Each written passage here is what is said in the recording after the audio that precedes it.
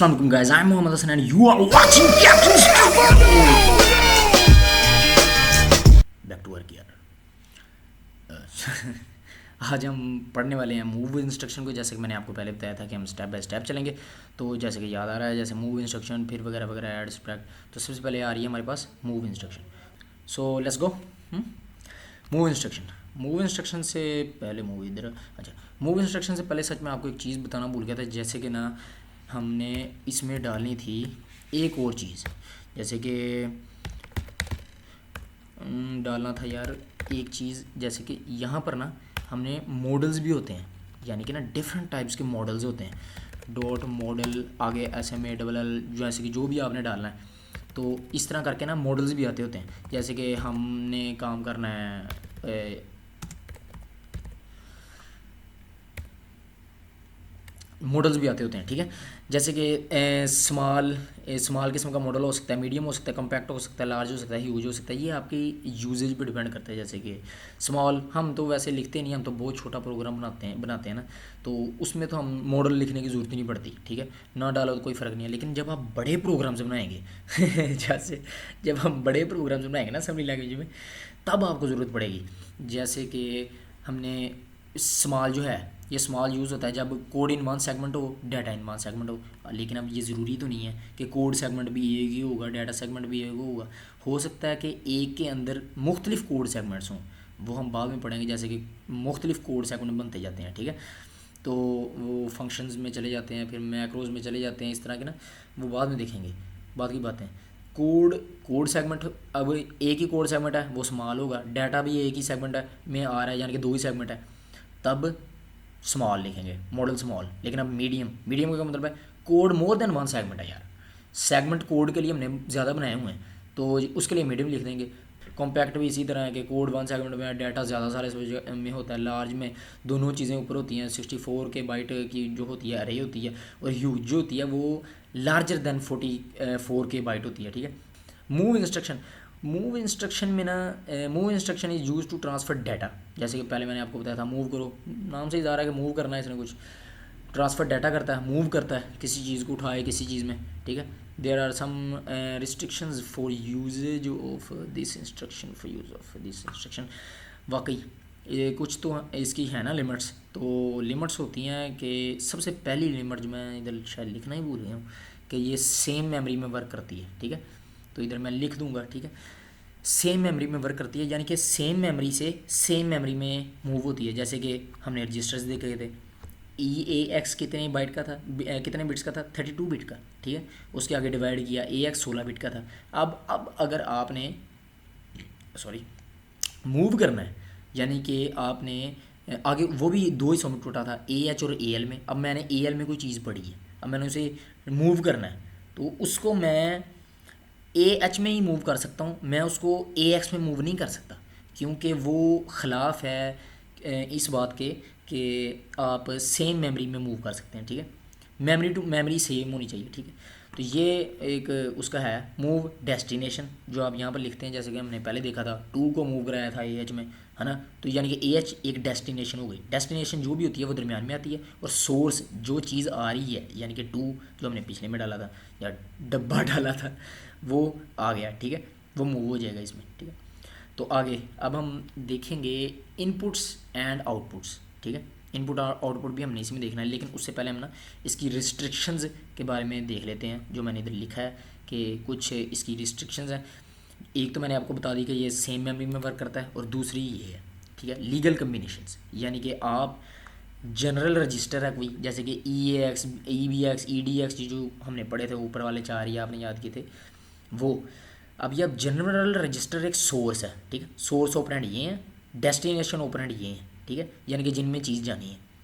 अच्छा, अब आप किसी जनरल पर्पस रजिस्टर में कोई चीज़ पड़ी है, आप उसे जनरल पर्पस रजिस्टर में मूव कर सकते हैं, कर सकते हैं, यानी कि AH से आप EAL में आप मूव कर सकते हैं, है ना, यानी कि एक रजिस्टर से एक रजिस्टर उसी रजिस्टर में मूव कर सकते हैं। जनरल पर्पस रजिस्टर से जनरल पर्पस रजिस्टर में हाँ मूव कर सकते हैं।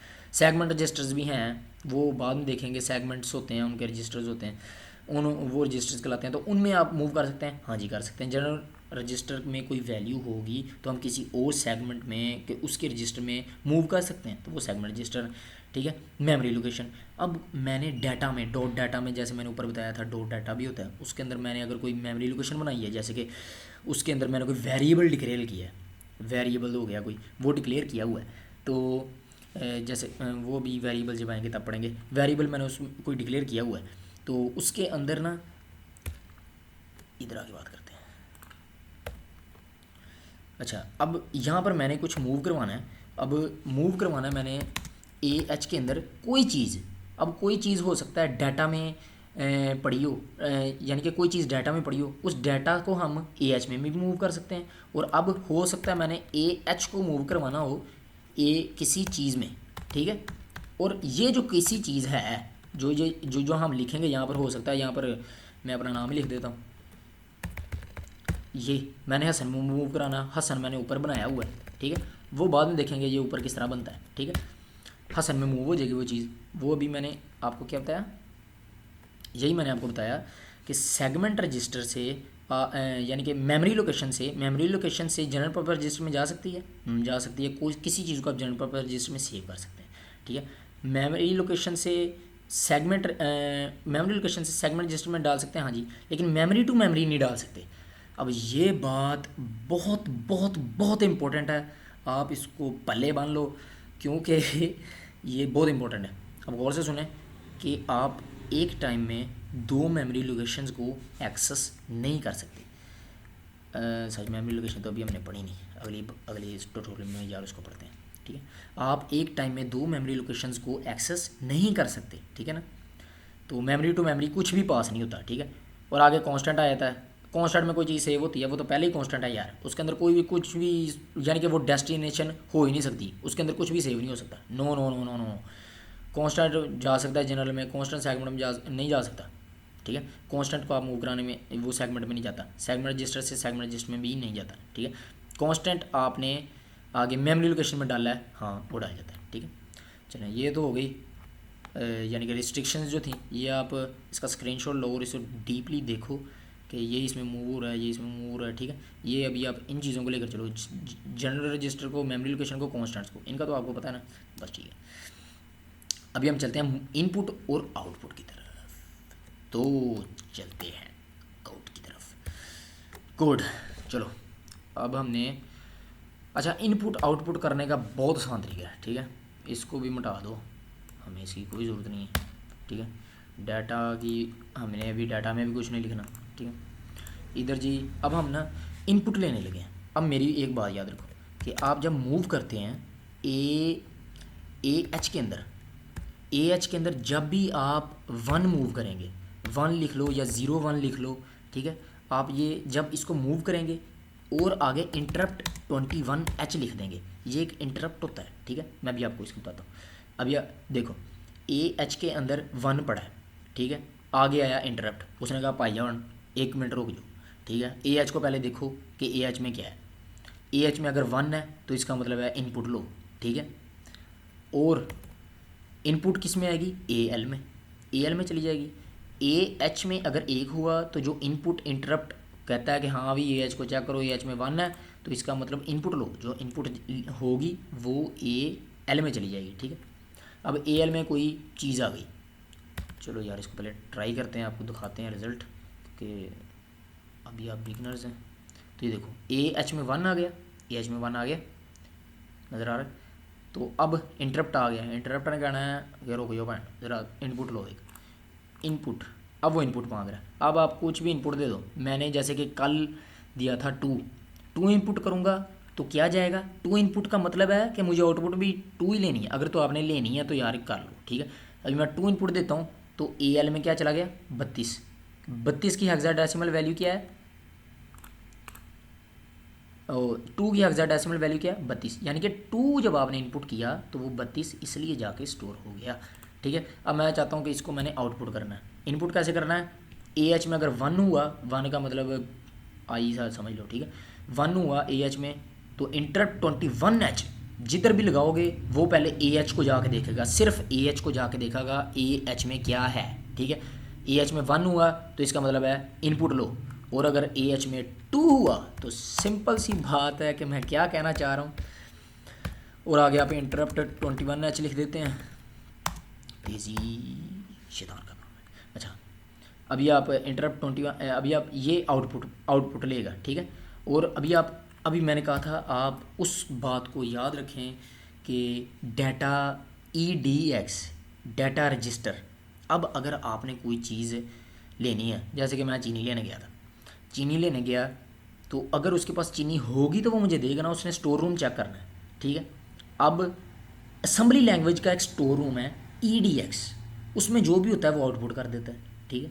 अब EDX में जो आपने इनपुट ली है, टू ली है, AL के अंदर मौजूद है, आप EDX के रजिस्टर में कैसे डालेंगे? सोचो यार, मूव करेंगे उसको। अब डाटा रजिस्टर में हमने मूव करना है, टू मैं मूव करा रहा हूँ, मैं DL के अंदर मूव करा देता हूँ, किसको? AL को, क्योंकि मेरी इनपुट की हुई वैल्यू कहाँ पड़ी है? AL में, ठीक है। DL में मूव हो गया। अब ये देखेगा, अब ये स्टेप बाय स्टेप आगे आ रहा है। Move AS2 interrupt 21H, interrupt ने कहा रोक जो भाई, ठीक है, देख लो एक मिनट। AH में गया, वहाँ 2 पड़ा हुआ था, तो इसका मतलब है कि आपने देखना है कि डाटा रजिस्टर में क्या पड़ा है। डाटा रजिस्टर में जो भी पड़ा होगा वो उसे आउटपुट कर देगा। लेट्स सी करता भी है कि नहीं करता। अब देखो 1 है, इंटरप्ट किया आपने, उसको 2 कर दिया, अभी वो इधर गया DL, अब AL को, ये देखो AL उसको D के L में आना चाहिए, 32 आ गया। अब वो AH में 2 आ गया, AH में 2 आ गया। अब उसने देखना है कि D डाटा रजिस्टर में क्या है, ठीक है, डाटा रजिस्टर में देखना है उसे। सिंगल स्टेप किया, वही 2 प्रिंट हो गया, क्योंकि डाटा रजिस्टर में वो था। तो मुबारक हो, आपने इनपुट आउटपुट करना सीख लिया है, ठीक है। इनपुट करने का आसान तरीका है, आउटपुट करने का आसान तरीका है। इनपुट लो, उसको डाटा स्टोर रूम में भेजो, स्टोर कर लो, चीनी स्टोर कर लो, चीनी भी हद तो हो गई, पीछे पै गई है। चलो यार, डाटा रजिस्टर में जो भी था उसको आपने आउटपुट कर दिया, ठीक है। चलिए वापस आते हैं। तो आगे हम पढ़ेंगे अब एक्सचेंज इंस्ट्रक्शन। ये भी मैंने सोचा कि इसके साथ ही करवा देता हूँ, मूव के साथ, ये आसान सी थी, वो मैंने सोचा मैं इधर ही करा देता हूँ। अच्छा, तो अभी आप इसको यहाँ पर एक्सचेंज लगा के देखें, एक्सचेंज, ठीक है। अच्छा, एक बात सच बहुत इंपॉर्टेंट, जैसे असेंबली में होता था, C++ में होता था ना, वो केस सेंसिटिव थी, केस सेंसिटिव यानी कि बड़ा लेटर छोटा लेटर का उसमें तजाद था। इसमें कोई नहीं है, इसमें आपने बड़ा डालना है, छोटा डालना है, जो मर्ज़ी करो यार, तुम लोगों के हाथ में है ये लैंग्वेज, ठीक है। अच्छा, अब ये होती है डेस्टिनेशन, ये डेस्टिनेशन है, ये सोर्स है, वही वाला हिसाब है, जस्ट आपने मूव को हटा दिया, डेस्टिनेशन ये है, सोर्स ये है, इसकी चीज़ यहाँ पर चली जाएगी। तो एक्सचेंज किया आपने AL की वैल्यू को DL के साथ, चलाओ इसको, सिंगल स्टेपिंग की, वो मांग गया 2 एंटर कर दिया, वो AL की वैल्यू एक्सचेंज हो गई DX के साथ। DX में पहले क्या था 0, AL के साथ वो क्या हो गया एक्सचेंज, DL की वैल्यू हो गई 32। अब आउटपुट भी उसे दे देनी चाहिए, आउटपुट भी वही 2 आ गई। So thanks for watching.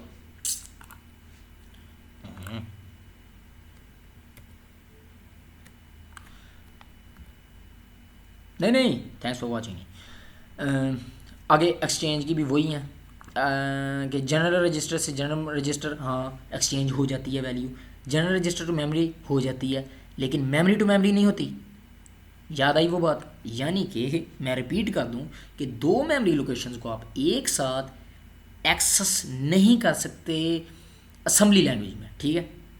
Go, thanks for watching, बहुत शुक्रिया।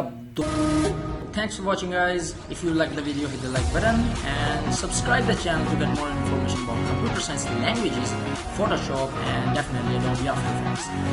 Or you can follow us on Facebook, Twitter, Instagram, the link is here, and stay safe. See you guys next time. Bye.